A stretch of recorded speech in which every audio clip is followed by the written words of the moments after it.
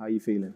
Well, it's like honestly it's hard to find the words to say about this moment. But yeah, of course, it's the most common phrase that you can say at this moment is the dream come true. Honestly, it's hard to understand you are here already, but yeah, the dream come true.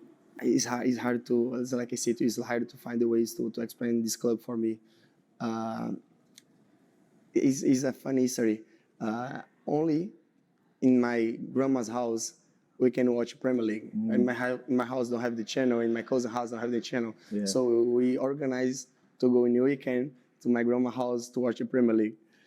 And he's older than me, and he supports United. And he like showed me the way to start to watch Premier League, need to support United.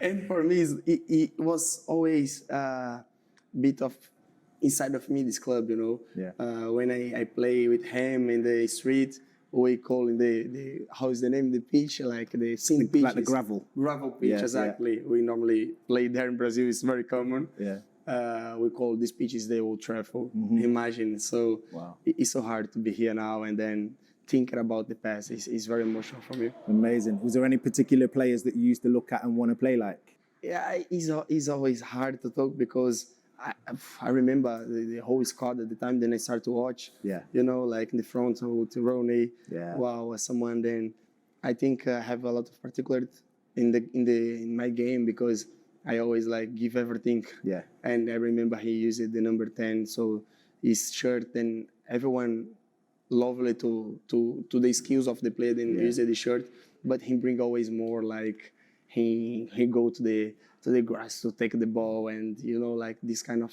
energy inside of him was big example. But of course I can mention a lot of players. Ronaldo, everyone, the word is easy to talk about him, but Ryan Giggs, everyone I can imagine the team, you know, it started with Van der Sar the goal, you know. Wow, Hilferno with Vidic in defender. I know. You see it. I see it. Paul Scholes, wow. Carrick. Yeah. Wow, the team for me was, honestly, was big impact for my teenage. Yeah.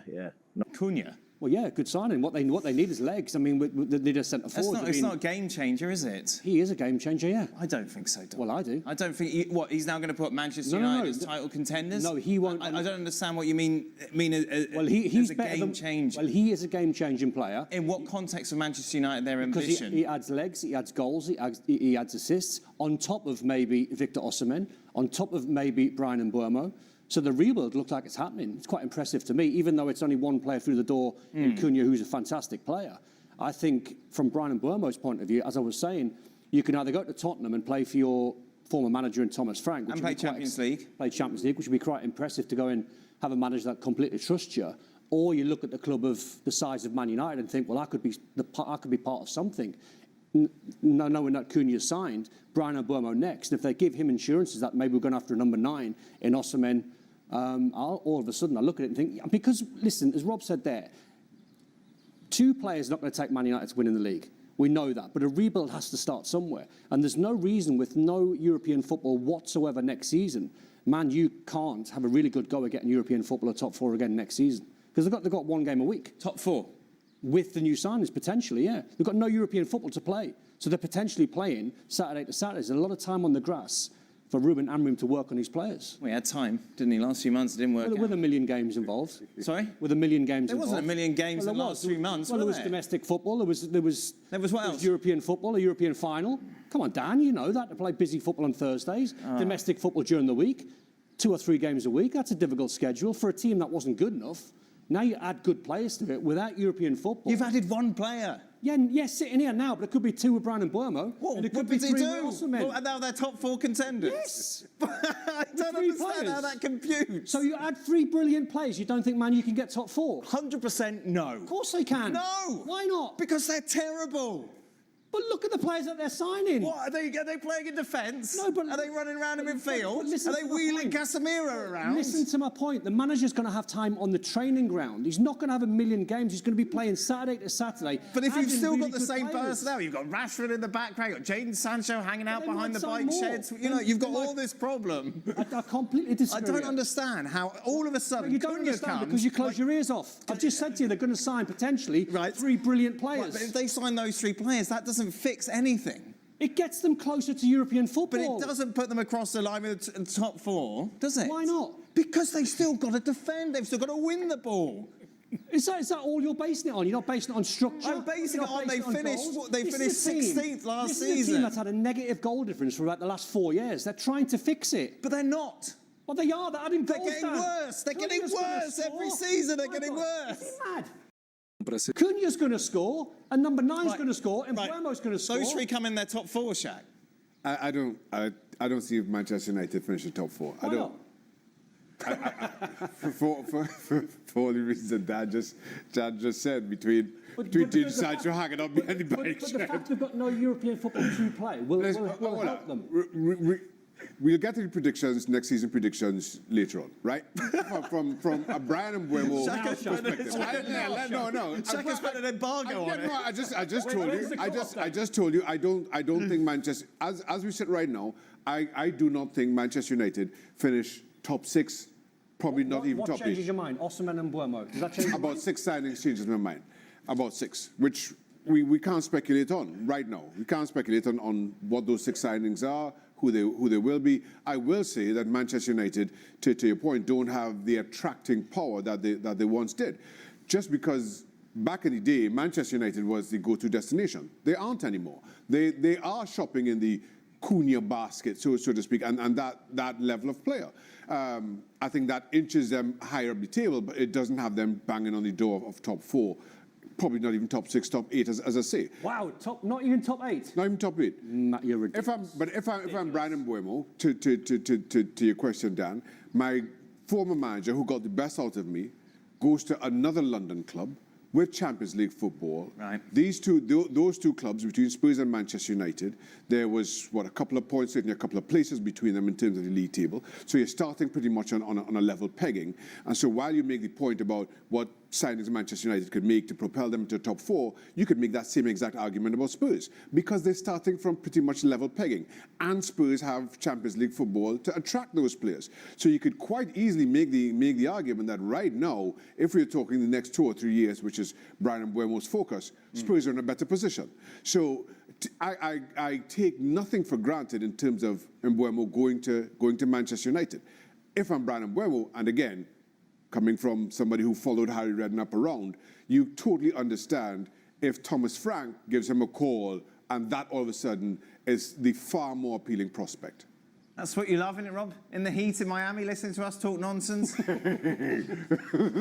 Absolutely fantastic. What more could you want? So Don says if they get these 3 players, they're finishing top 4. Where do you Chance of top 4. That was a chance.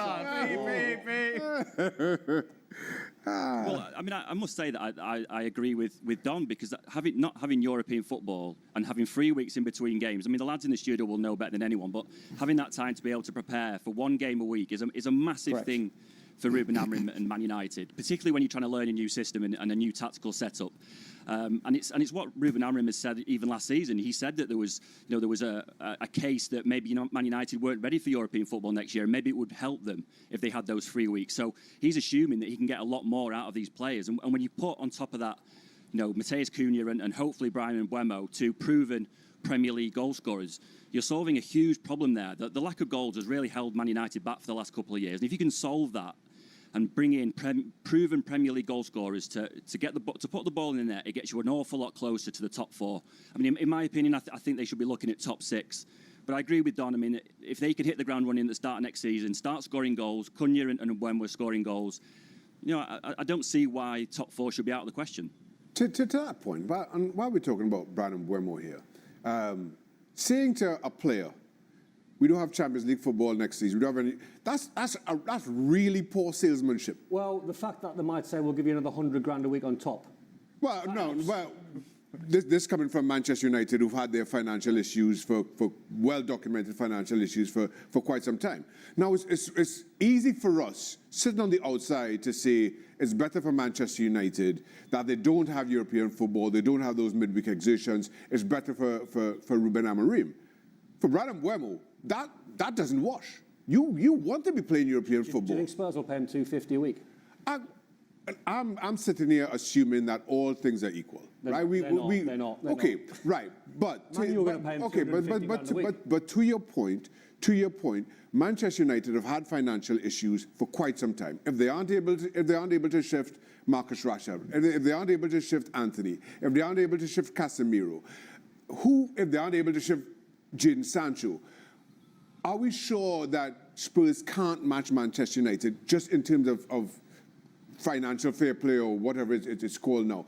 I'm not sure, given their financial issues. That's just the reality of who Manchester United are right now. Cunha's arrival marks the start of Ruben Amorim's rebuild at United, with the Red Devils aiming to bounce back after a turbulent season. But it was United, not a Champions League club, that won his heart, and he has fought back against criticism of his move. Speaking to club media, Cunha said, "Maybe outside, I think maybe my decision, they don't understand. But when you have always dreamed to play here, it's easier to pick this decision. For me, no one else is like United. Of course, I know it's been a hard season for everyone. I think my decision shows what this club means to me, and what I believe it can be again." Cunha also credited new manager Ruben Amorim for convincing him to make the move. "I have a lot of faith in him. I hope he succeeds in conquering the world like he did in Portugal. I'm here to help the team, and to help him. All our discussions made my decision easier. You feel when a coach believes in you." The Brazilian went on to describe the emotional roots of his love for United. "It's hard to explain. Only my grandma had the channel to watch the Premier League, so on weekends we would go to her house just to watch the games. My cousin supported United. He showed me the team, the players, the passion. When we played on the gravel pitch in Brazil, we used to call it Old Trafford. That's how it started for me." Cunha also paid tribute to his idol, Wayne Rooney. Rooney was the number 10 and he gave everything. He tackled, he pressed, he fought. That kind of energy. I try to bring that to my game. I could name so many: Ronaldo, Ryan Giggs, Scholes, Carrick, Rio, Vidic. That whole team had a big impact on my teenage years. And we'll leave you here with the latest from Manchester United. If you liked it, you know what to do. Leave a like, subscribe to the channel, and activate the bell so you don't miss any news about the Red Devils. Thanks for your audience, and see you next edition of Man United 24 Hours React. Here, the passion for United is news every day. Thanks, and glory, glory Man United.